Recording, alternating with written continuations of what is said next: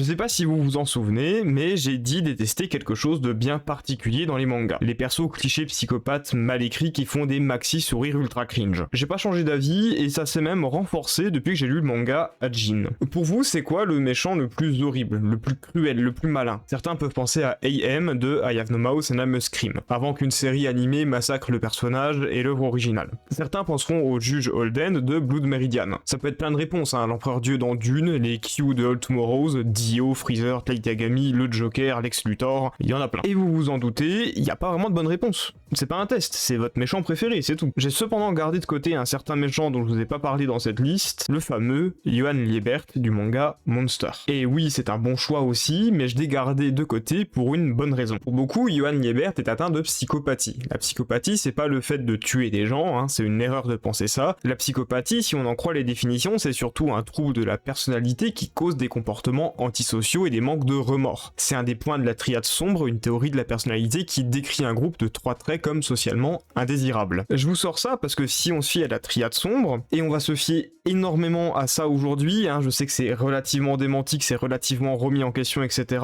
On n'est pas là pour vous faire de l'étude de ce qu'est la psychopathie, ça si ça vous intéresse, vous pouvez faire vos propres recherches. Mais dans la triade sombre, chez Johann Liebert, le truc qui ressort le plus, c'est pas la psychopathie. Lui, il verse bien plus dans le côté narcissique et dans le côté machiavélique. Dans la triade sombre, l'aspect psychopathe, il est vraiment rattaché et caractérisé par une recherche impulsive d'action. Là où pour le coup, Johann Liebert, il agit que très peu par impulsion. Il n'est pas impulsif du tout même. C'est plus froid, c'est plus réfléchi et c'est plus tactique. Donc c'est un machiavélique. Et si je vous disais qu'il y a un manga qui a proposé le méchant parfait, la pire ordure possible, le mec qui remplit parfaitement chaque point de la triade sombre et qui coche absolument toutes les cases du tueur en série? Est-ce que vous me croiriez? Abonnez-vous et laissez-moi vous présenter Sato du manga Hajin. La figure du tueur en série, c'est un truc qui fascine énormément et surtout, on n'en sait pas encore grand chose. C'est un truc qui est encore en étude. Dites-vous que le terme tueur en série et l'étude vraiment poussée de ce truc-là, ça a seulement une 50aine d'années. Bien évidemment, les tueurs en série, ça existait déjà avant, mais c'était pas forcément nommé ni connu du grand public. Le truc, c'est que Sato est même plus qu'un tueur en série. Sato, c'est aussi un tueur de masse. En fait,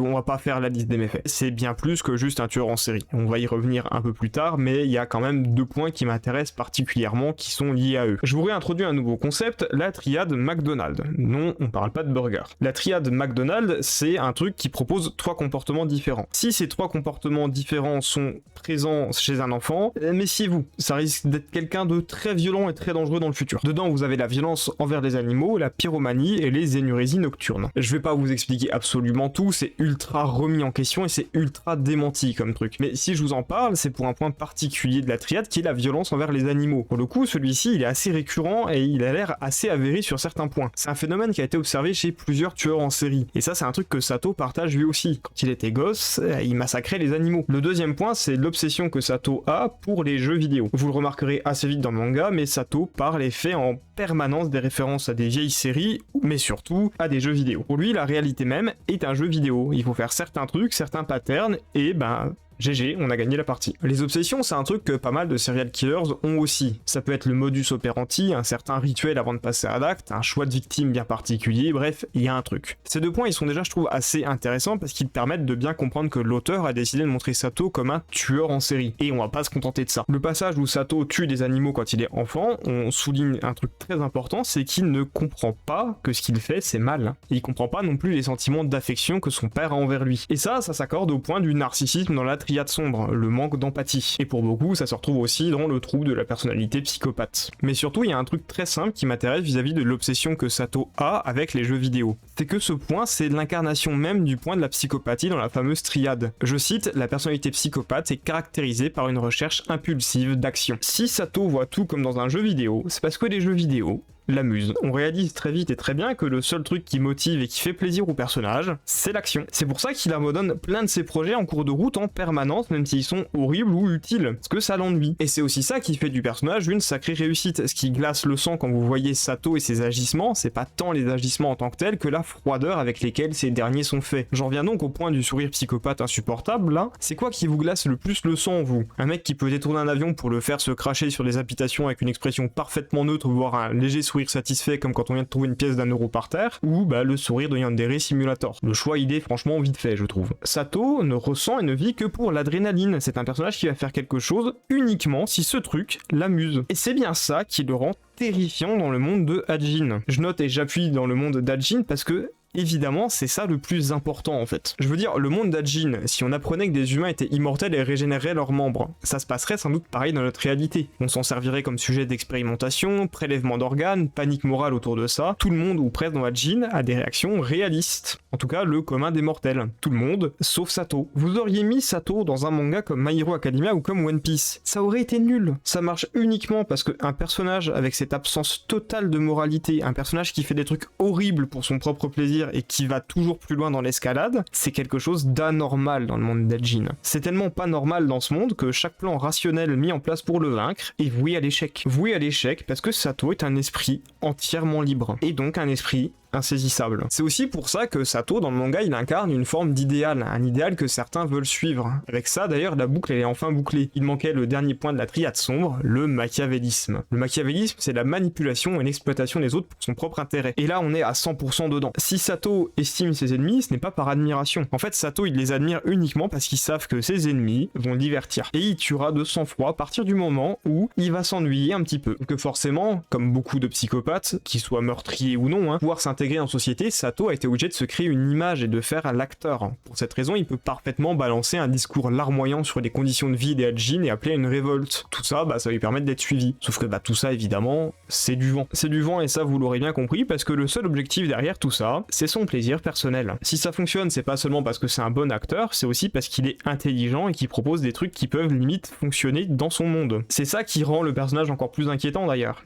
Il est intelligent. Vous allez me dire, bien sûr il est intelligent puisque c'est un tueur en série, et je vais répondre oui et non. En fait c'est tout ou rien. Les tueurs en série, de ce que j'ai cru comprendre, c'est soit ils ont un QI en dessous de la moyenne, soit un QI au-dessus de la moyenne. Sato c'est le deuxième cas de figure. Mais dites-vous qu'ils sont pas tous comme ça. Un tueur en série c'est pas forcément Hannibal Lecter. Petit aparté, il y a un petit truc un petit peu intéressant avec Sato, c'est qu'en fait son nom c'est un jeu de mots avec son nom original. Samuel T. Owen. Prenez le nom original, là, Samuel T. Owen, les premières lettres, magie, Sato. Bref, reprenons en détail. Vous avez normalement assez d'éléments pour comprendre la personnalité de Sato et son fonctionnement. Il ne recule devant rien, il ment, il triche, il tue, il vole, il ne pense qu'à son propre plaisir et il ne voit les autres que par son prisme de divertissement. Il est fort, il est intelligent et il est surtout dénoué de toute forme d'empathie. Basiquement, vous avez absolument tout pour recréer Theodore Kaczynski. Et si vous savez pas qui c'est, auteur de La Société industrielle et de son avenir. Un essai très réputé écrit en 95 sur ce qu'allait devenir notre avenir et l'humanité si elle continuait sur sa voie actuelle, surtout vis-à-vis de la technologie. Et il a tué des gens pour perpétrer son idée.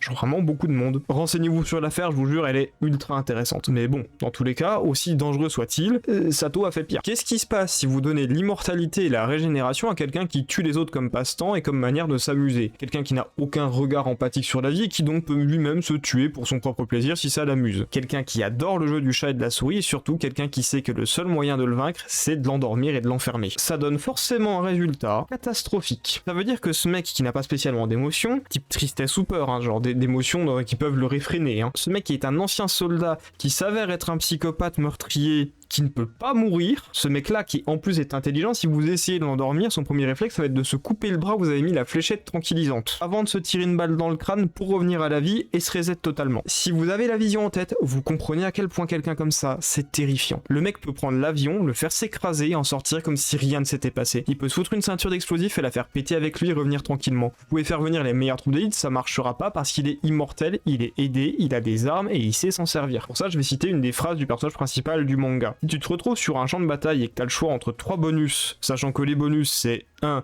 Être immortel, 2. Une expérience hors norme et 3. Être surpuissant, tout le monde choisirait l'immortalité. Et si vous le faites pas, vous êtes idiot. Maintenant, imaginez le pire cas de figure possible. Un mec avec la force en question, l'expérience hors norme, et en plus de ça, immortel. Qui plus est, une des rares personnes au Japon qui connaît la guerre, qui y a activement participé. Une personne armée avec un plan et qui ne reculera devant rien du moment que ça l'amuse. Une personne hautement imprévisible puisque tout se fait via son humeur du moment. Vous avez Sato. Et la cerise sur le gâteau, ce qui a rendu le personnage encore meilleur à mes yeux, c'est le personnage principal. Parce que oui, Sato c'est le meilleur personnage du manga, ça c'est même pas un débat, mais un seul bon personnage au milieu de dizaines de ratés, ça revient à mettre une perle dans du fumier. C'est une perle, mais t'as pas envie d'y foutre les doigts. Très souvent, on marque la qualité d'une œuvre de ce genre à l'opposition entre le héros et son ennemi. Le truc c'est que la base du héros d'Ajin est originale. Son truc ça va pas être de nous fournir le héros classique à la cape qui sait que le mal c'est très mal et que faut être gentil, c'est plus compliqué que ça. Son truc c'est plutôt de se questionner sur ses points communs avec Sato. Le personnage ne va pas incarner un bête idéal de bonté et de justesse, ça marchera pas. Pour vaincre quelqu'un comme ça, faut être aussi un peu vicieux. Il va incarner des choix plus froids, plus tacticiens. En fait, le personnage Nagai de son nom, il va plutôt s'inquiéter en permanence que dire à tout le monde ça va bien se passer. Il reconnaît en lui plusieurs points communs avec Sato, notamment son manque d'empathie. Il aide des gens seulement quand ça lui sert, il est égoïste, il préfère son confort avant tout, il le revendique même haut et fort. Au contraire, il a plus de mal à comprendre les héros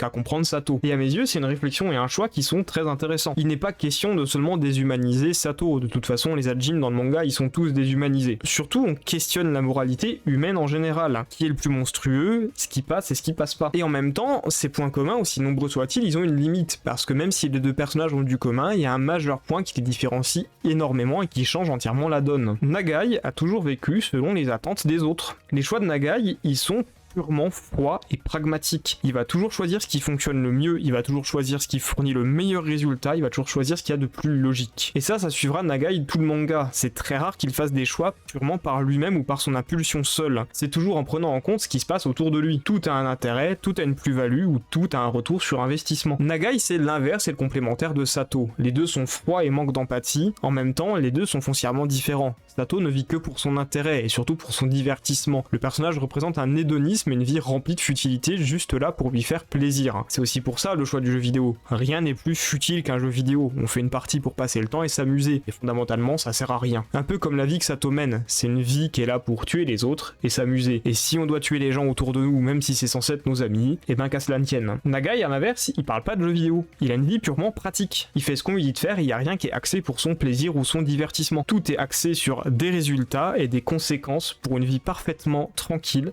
et rangé. Tout est noté et tout est calibré. Il n'y a pas de jeu vidéo, il n'y a pas de futilité. Il y a seulement du travail et des révisions. Sato, c'est le plaisir de l'instant. Et s'ils se sont un peu vides, il va tuer des gens juste comme ça pour le kiff. Là où Nagai, c'est la volonté de devenir médecin et soigner des personnes, notamment sa propre sœur. C'est une vie qui est marquée par le sacrifice de soi pour les autres. Et c'est pour ça aussi que Nagai se retrouve très souvent seul. Parce qu'il éloigne les gens pour les protéger. Et c'est bien ça qui fait que le manga marche et que Sato est un si bon antagoniste. J'espère que cette vidéo vous aura plu. C'était Belleus et je vous dis salut à tous.